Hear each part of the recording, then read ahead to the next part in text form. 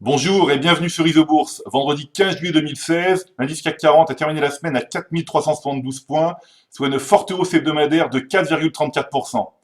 Passons tout de suite à l'analyse des marchés dans le logiciel Isobourse. Inscrites dans une tendance baissière moyen terme depuis maintenant plusieurs mois, les grandes capitalisations boursières françaises ont fortement rebondi cette semaine.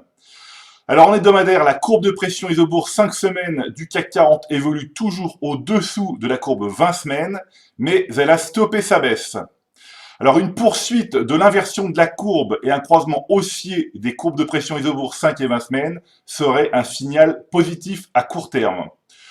Toutefois, à moyen terme, la bourse de Paris reste fragile car les courbes de pression Isobourse 5 et 20 mois du CAC 40 sont toujours mal orientées depuis septembre 2015. Alors, cette semaine, toutes les valeurs du CAC 40 ont progressé et la plus forte hausse revient à ArcelorMittal avec un gain de plus de 14%. Alors, nous allons rapidement parcourir les principales hausses du CAC 40 pour vérifier que la plupart des valeurs sont encore dans une configuration négative à moyen terme. Alors, on commence tout de suite avec ArcelorMittal. Alors là, ArcelorMittal, eh bien, les courbes se sont croisées à la hausse en mai 2016. Donc, eh bien, ArcelorMittal, valeur à conserver, évidemment.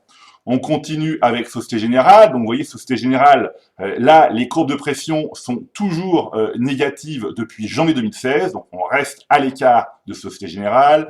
Nokia, croisement baissier en février 2016. On reste à l'écart de Nokia.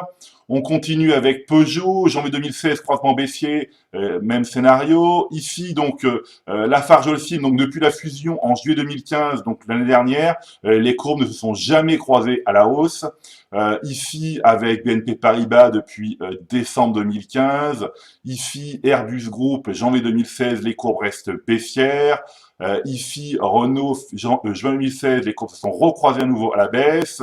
Air Liquide, août 2015. Vous voyez ici Saint-Gobain, janvier 2016, les courbes restent baissières.